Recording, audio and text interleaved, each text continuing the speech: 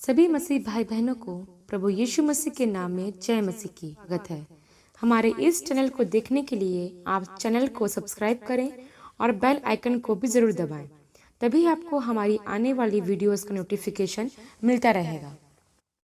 आज मैं आपके लिए बाइबल की पुस्तक से नूह की कहानी का वर्णन लेकर आई हूँ, जो आपको उत्पत्ति की पुस्तक के 6 अध्याय से 8 अध्याय में मिल जाएगी।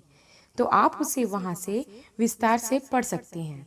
तो चलिए भाई और बहनों, हम वीडियो स्टार्ट करते हैं। बाइबल में हम देखते हैं कि नूह एक धर्मी पुरुष था। अपने समय के लोगों में वह एक खरा मनुष्य था और परमेश्वर के साथ साथ चला करता था। बाइबल हमें बताती है कि जब परमेश्वर ने पृथ्वी की सृष्टि की तब वह बहुत ही सुंदर थी, परंतु आदम व हव्वा के पाप करने के पश्चात पृथ्वी परमेश्वर की दृष्टि में बिगड़ गई और बहुत ही उपद्रव से भर गई। पृथ्वी भर के सभी मनुष्य अपने अपने चाल चलन में बिगड़ गए, लेकिन एक मनुष्य था जो परमेश्वर के भय में अपने जीवन को व्यतीत करता था और परमेश्वर की दृष्टि में खरा और धर्मी मनुष्य था। उसका नाम नूह था। तब परमेश्वर ने नूह से बात की और कहा कि नूह, पृथ्वी मेरी दृष्टि में बिगड़ गई है। मैं पृथ्वी पर रहने वाले सभी जीवों को उनके उपद्रव के कारण नष्ट कर दूंगा, लेकिन तुम मत घबराना, क्योंकि तू मेरी दृष्टि में धर्मी और खरा है। तेरे चाल चलन पर मुझे कोई संदेह नहीं है। ध्यान दे प्रियो, नूह के विषय में बाइबल हमें बताती है कि वह अपने समय के लोगों में धर्मी पुरुष था। उस समय केवल नूह ही एकमात्र ऐसा व्यक्ति था जिसके जीवन से परमेश्वर प्रसन्न था। प्रियो, हम यहाँ सीखते हैं कि परमेश्वर अपना भय मानने वालों से प्रेम रखता और उनकी हर विपत्ति से रक्षा करता है। साथ ही हम यह भी सीखते हैं कि दुनिया में बुराइयां चाहे कितनी भी क्यों ना बढ़ जाए, हमें परमेश्वर के मार्गों से कभी भी नहीं भटकना चाहिए तथा सदा अपने आप को परमेश्वर का विश्वास योग्य बनाए रखना है। आगे हम देखते हैं कि परमेश्वर ने नूह को एक जहाज बनाने की आज्ञा दी और उससे कहा कि उसमें अलग अलग कोठरियां बनाना और उसके अंदर व बाहर राल लगाना। तब सब जातियों के पशुओं और पक्षियों में से एक एक नर और मादा को जहाज में ले आना। तब परमेश्वर की आज्ञा अनुसार नूह ने जहाज बनाना आरंभ कर दिया। परमेश्वर ने नूह से यह भी कहा कि जब तू जहाज बनाने का काम पूरा कर ले और पृथ्वी भर से सभी जीव जंतु पशु पक्षियों को अपने जहाज में एकत्र कर ले, तब मैं पृथ्वी पर 40 दिन और 40 रात तक जल बरसाता रहूंगा और बाकी बचे सारे प्राणियों को भूमि पर से मिटा दूंगा। जब नूह जहाज बनाने लगा तब कई लोग आकर उसका हंसी ठट्टा करते थे और उसका उपहास करते थे, लेकिन नूह उनकी बातों पर ध्यान न देकर परमेश्वर की आज्ञा का पालन करता था तथा लोगों को चेतावनी भी देता था कि वह भी अपने पापों से मन फिरा ले। वह लोगों को परमेश्वर के आने वाले भयानक क्रोध से अवगत कराता था कि परमेश्वर पृथ्वी पर जल प्रलय लाने वाले हैं, लेकिन उस समय के लोगों ने उसकी एक ना मानी और नूह की बातों पर मन ना लगाया। लेकिन नूह परमेश्वर की आज्ञाकारिता में होकर जहाज बनाने के काम में लगा रहा। दोस्तों, यहाँ हम सीखते हैं कि हमें भी परमेश्वर की आज्ञाकारिता में चलना चाहिए तथा लोगों को भी सचेत करना चाहिए कि लोग अपने पापी मन से फिर सके, जैसा नूह ने किया। प्रियो, आज भी कई बार जब लोगों को न्याय के दिन की बात बताई जाती है तो वह मसीही लोगों का उपहास करते हैं तथा उन्हें भला बुरा कहते हैं। लोगों को लगता है कि ऐसा कोई दिन नहीं आने वाला है। प्रियो, यहाँ मुझे प्रभु यीशु मसीह की एक बात याद आती है, जैसा उन्होंने सुसमाचार में कहा था कि जैसा नूह के दिनों में हुआ वैसा ही मनुष्य के पुत्र के दिनों में भी होगा। जिस दिन तक नूह जहाज पर ना चढ़ा उस दिन तक लोग खाते पीते थे और उनमें विवाह शादी होती थी, जब तक जल प्रलय आकर उन सब को नाश ना किया। आज के वर्तमान संसार की भी यही दशा है। आज कई लोग विश्वास ही नहीं करते हैं कि प्रभु यीशु मसीह दोबारा आने वाले हैं, लेकिन जिस दिन वह प्रभु को बादलों पर सवार होकर आते देखेंगे, उस दिन उनके पास रोने और छाती पीटने के अलावा कोई अवसर नहीं होगा। आगे देखते हैं प्रियो, जब नूह का जहाज बनकर तैयार हो गया तो परमेश्वर ने नूह से कहा कि नूह, इस जहाज में सब जातियों के शुद्ध पशुओं में से 7-7 जोड़े मतलब नर मादा लेना, परंतु जो शुद्ध ना हो उनमें से 2-2 लेना, और ऐसे ही पक्षियों में से भी लेना। नूह ने परमेश्वर की आज्ञा के अनुसार ऐसा ही किया। नूह ने परमेश्वर के बताने के अनुसार जहाज में एक खिड़की भी बनाई।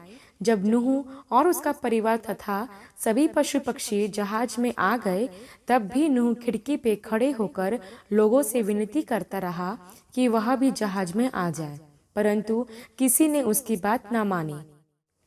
तब पश्चात हम देखते हैं दोस्तों, अगली सुबह जब बरसात नहीं हुई तो लोगों ने नूह का मजाक उड़ाया, और ऐसा वह 7 दिन तक करते रहे।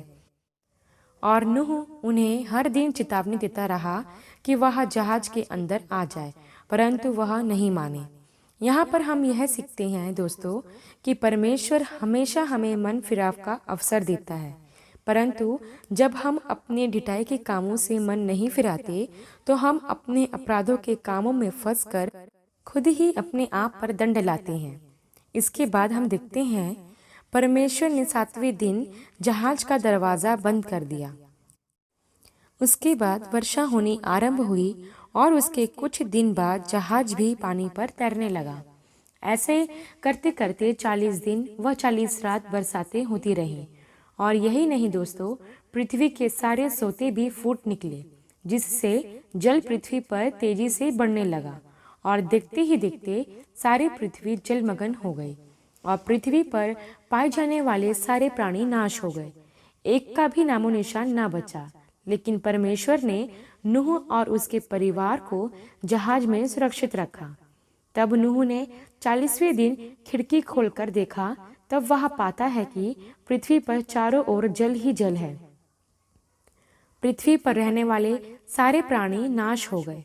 यह जल पृथ्वी पर 150 दिन तक रहा। इसके बाद हम देखते हैं कि परमेश्वर ने नूह और जितने पशु पक्षी जहाज में थे उनकी सुधि ली, और पृथ्वी पर पवन चलाई, और धीरे धीरे जब जल घटने लगा, पहाड़ दिखने लगे, तथा तब अचानक जहाज पहाड़ से टकराया और रुक गया। तब नूह ने खिड़की से बाहर देखा तो पाया कि वह अरारत नामक पहाड़ पर पहुंच चुके थे।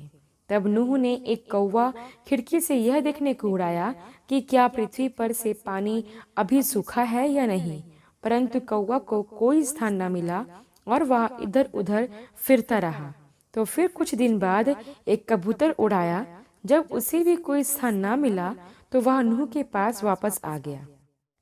फिर नूह ने कुछ समय पश्चात उसी कबूतर को उड़ाया तो देखा कि इस बार कबूतर जैतून का एक पत्ता भी साथ लाया। तब नूह समझ गया कि जल पृथ्वी पर घट रहा है। इसके 1 सप्ताह पश्चात फिर उसी कबूतर को उड़ाया तो इस बार वह कबूतर वापस नहीं आया। तो नूह समझ गया कि पृथ्वी सूख गई है। तब नूह ने जहाज की छत खोलकर देखा तो नूह को पृथ्वी सूखी दिखाई पड़ी। इस प्रकार नूह की आयु 601 वर्ष के दूसरे महीने के 27वें दिन पृथ्वी पूरी तरह से सूख गई। तब परमेश्वर ने फिर से नूह से बात की और कहा कि अब तुम अपने परिवार सहित वह पशु पक्षी सहित जहाज से बाहर आ सकते हो। तब परमेश्वर ने कहा कि तुम सब खूब फूलो फलो और पृथ्वी भर में फैल जाओ। तब नूह ने परमेश्वर का धन्यवाद दिया और धन्यवाद करके एक वेदी बनाई तथा सब शुद्ध पशु पक्षियों में से कुछ को लेकर बलि चढ़ाई। यहाँ पर हम यह सीखते हैं कि हमें भी हमेशा परमेश्वर को उत्तम धन्यवाद बलि देना चाहिए, बचा कुचा या बेकार नहीं देना चाहिए, क्योंकि परमेश्वर भी हमें उत्तम से उत्तम पदार्थों से तृप्त करता है। नूह का यह बलिदान परमेश्वर को सुगंधित धूप सा लगा तथा परमेश्वर ने नूह से एक वाचा बांधी कि जब भी पृथ्वी पाप से भरेगी, मैं पृथ्वी को जल प्रलय से नष्ट ना करूंगा।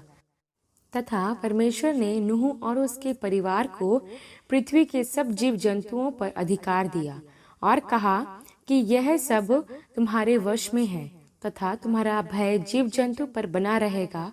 तुम पृथ्वी पर फलवंत रहोगे। जो भी हरे पेड़ पौधे तुम्हें दिए गए हैं, इनका बीज व फल तुम खा सकते हो, और जितने भी चलने वाले जीव हैं, यह तुम्हारा आहार होंगे। परंतु मांस को लहू के साथ ना खाना। परमेश्वर ने यहाँ यह भी कहा, जो भी मनुष्य का लहू बहाएगा, उसका भी लहू मनुष्य की ही द्वारा बहाया जाएगा। क्योंकि परमेश्वर ने मनुष्य को अपनी समानता व स्वरूप में बनाया है।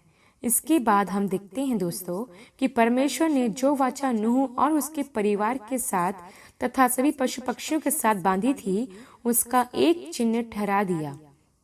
परमेश्वर ने बादलों पर एक मेघधनुष दिखाया, जिसे आज हम रेनबो भी कहते हैं, और कहा कि यह पृथ्वी और मेरे बीच की वाचा का चिन्ह होगा। जब मैं पृथ्वी पर बादल फैलाऊंगा और बादलों में यह धनुष होगा, तो पृथ्वी के साथ किए हुए अपनी वाचा को स्मरण करूंगा, जो यह है कि मैं फिर कभी पृथ्वी को जल प्रलय से नष्ट नहीं करूंगा। तो दोस्तों, जब भी हम उस रेनबो को देखते हैं, हमें परमेश्वर के वायदे को भी उसमें दिखना चाहिए। प्रियो, परमेश्वर दयालु है, वह अपने लोगों से प्रेम रखता है, और इस कहानी में हम आज्ञा पालन को सीखते हैं कि कैसे हम आज्ञाकारिता के द्वारा आशीषों को प्राप्त कर सकते हैं, जैसे नूह को आज्ञाकारिता में बने रहने के कारण मिली थी। तथा हमें भी अपने सभी कुमार्गों से मन फिराना चाहिए। वह धर्मी जनों की बातों पर ध्यान देना चाहिए, क्योंकि परमेश्वर धर्मियों के द्वारा हम तक अपने संदेशों को पहुंचाता है। तथा हम देखते हैं कि धर्मियों पर परमेश्वर की दृष्टि सदा लगी रहती है, जैसे परमेश्वर की दृष्टि नूह पर थी। परंतु दुष्ट अपने चाल चलन के कारण विपत्ति में पड़कर मर जाता है, जैसा उस समय के मनुष्य के साथ हुआ, जिन्होंने नूह की चेतावनी सुनकर भी मन ना फिराया। तो दोस्तों, आप भी अपने चाल चलन में शुद्धता लाएं तथा परमेश्वर की आज्ञा का पालन करें तथा धर्मियों की बातों पर चित्त लगाएं। दोस्तों, नूह की स्टोरी आप सबको कैसी लगी? आशा करती हूँ कि इस कहानी का संक्षिप्त विवरण आप सभी को समझ में आया होगा। परमेश्वर आपको अपने पवित्र आत्मा की भरपूरी से सदा भरता रहे। यदि आप चाहते हैं कि दूसरे भी इन्हें सुनकर आशीष पाएं, तो दूसरों के साथ भी इसे शेयर कर सकते हैं, क्योंकि हमारे प्रभु यीशु मसीह की यही इच्छा है। आमीन एंड